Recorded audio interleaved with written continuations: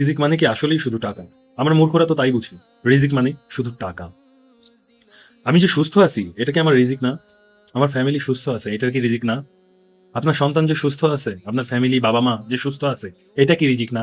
আপনি যে ৫টা ভালো কথা শুনতে পারছেন, আপনি যে ৫টা ভালো কথা বলতে পারছেন, এটা কি রিজিক না? কত মানুষ তো চোখে দেখতে পারে না। আপনি যে চোখে দেখতে পাচ্ছেন, এটা কি রিজিক না?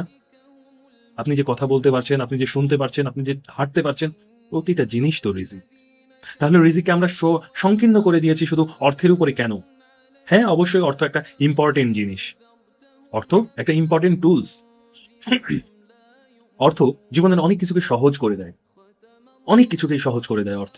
অর্থ একটা শক্তিশালী টুলস। তবে রিজিক শুধু অর্থ দিয়ে আপনি চিন্তা করেন তো আপনি অসুস্থ, আপনি বেড থেকে উঠতে পারেন না। আপনার রোগের কোনো চিকিৎসা নেই কিন্তু আপনার কাছে আছে হাজার কোটি টাকা। আপনার সেবা করার জন্য অনেক মানুষ আছে। কিন্তু আপনি অসুস্থ, আপনি বেড থেকে উঠতে পারেন না। সেই অর্থ দিয়ে আপনি কি করবেন? তখন কি আপনি আপনার এই কোটি হাজার কোটি টাকার অর্থের বিনিময় হলেও আপনি কি বেড থেকে উঠতে চাবেন না? আপনি কি সুস্থ হতে চাবেন না?